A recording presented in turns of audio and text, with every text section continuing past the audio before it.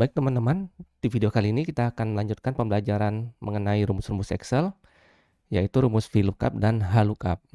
Apa itu rumus VLOOKUP? Untuk rumus VLOOKUP digunakan untuk mencari data di dalam suatu kolom. Sedangkan rumus HLOOKUP digunakan untuk mencari data di dalam suatu baris. Atau lebih sederhananya, di sini kita ada contoh data seperti ini. Kita ada dua tabel. Di sini ada tabel produk dan ada tabel pelanggan. Di tabel produk, judulnya berada di bagian kolom. Di sini ID, ada nama produk, harga, kemudian listnya ada di bawah.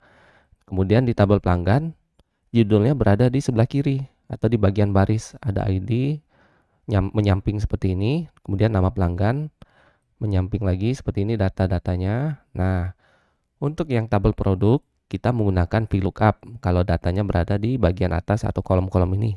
Sedangkan untuk mencari di tabel pelanggan, rumus yang kita gunakan adalah rumus HLOOKUP.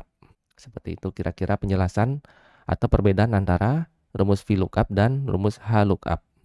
Nah, kita kembali ke tabel penjualan.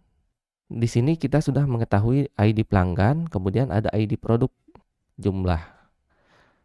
Di sini biasanya saya gunakan rumus VLOOKUP untuk mencari nama pelanggannya.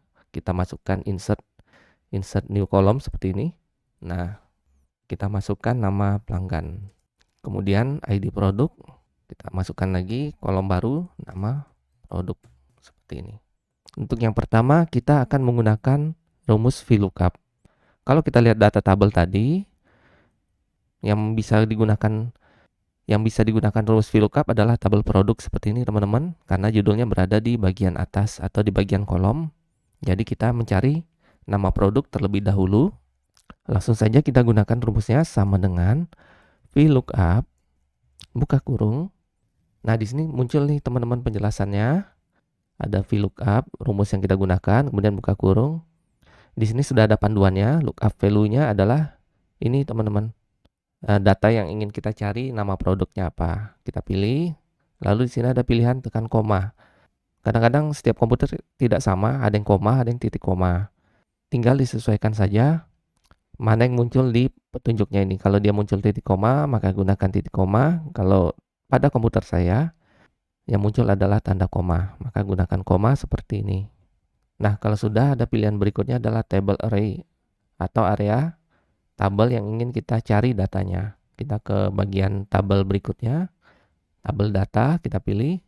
Kemudian kita sorot semua datanya sampai seperti ini. Dari ID sampai harga. Dan jangan lupa teman-teman menghitung data nama produk itu ada di kolom keberapa. Ini ID kolom pertama, kemudian nama produk ada di kolom kedua. Lalu jangan lupa juga tekan F4 untuk mengunci datanya. Nah, kalau kita tekan F4 nih, kalau teman-teman lihat di rumusnya, secara otomatis akan menambahkan tanda dolar seperti ini.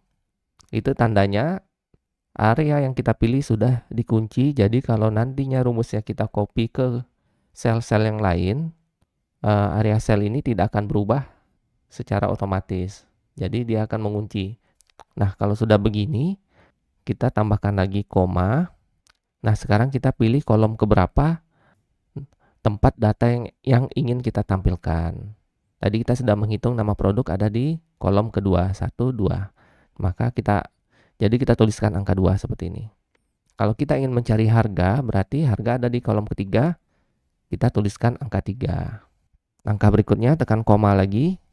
Nah, kemudian ada pilihan true or false. Kalau true, dia akan mencari data. Kalau datanya tidak ketemu, dia akan menampilkan data yang mendekati. Sedangkan untuk false, dia akan mencari data yang benar-benar sama. Kalau data tersebut tidak ketemu, dia akan menampilkan tampilan data tidak ada atau tulisan N strip A seperti itu. Jadi, untuk contoh kasus ini, kita akan menampilkan data yang sama persis karena kalau mendekati tentu saja datanya akan menjadi tidak akurat. Jadi kita pilih yang false. Seperti ini, tutup kurung, lalu kita tekan enter. Nah, sudah terlihat hasilnya seperti ini. Kalau sudah seperti ini, tinggal kita copy rumusnya ke bawah. Kita klik kiri, tahan, lalu geser ke bawah. Seperti ini. Oke.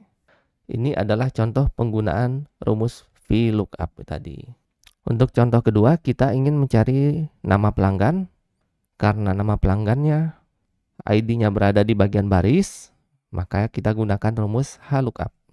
Langsung saja kita masukkan rumusnya sama dengan HLOOKUP, buka kurung, sama kita pilih lagi data yang tadi, koma, lalu kita ke bagian data lagi. Nah, kita pilih datanya menyamping seperti ini. Oke. Jangan lupa tekan F4, lalu koma, row indeksnya atau nama pelanggan berada di baris keberapa. Kalau tadi kita menghitungnya dari kolom 1, 2, 3, ini kebalikannya. Kita menghitungnya dari baris pertama yang kita pilih. Tadi yang pertama kita pilih ada baris ID 1, kemudian nama pelanggan berada di baris kedua 2, dan alamat berada di baris ketiga. Karena kita ingin menampilkan nama pelanggan, maka kita pilih baris kedua, koma, sama, ini juga false. Lalu tutup kurung, tekan enter. Tinggal copy rumusnya ke bawah. Nah, hasilnya sudah seperti ini.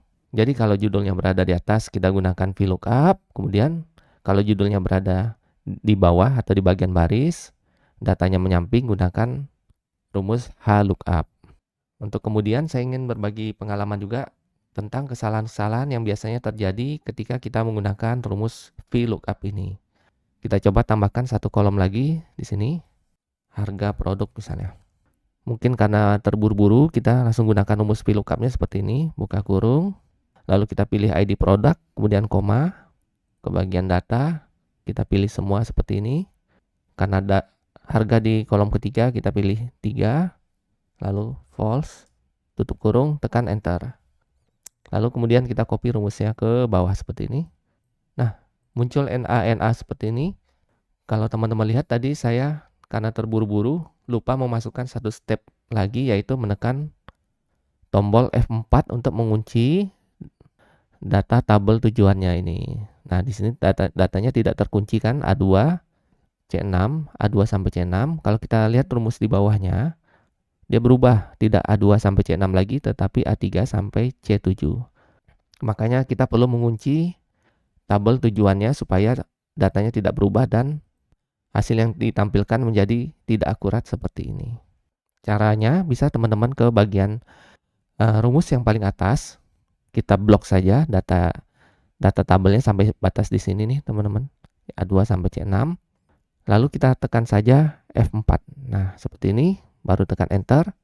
Kemudian kita geser datanya ke bawah.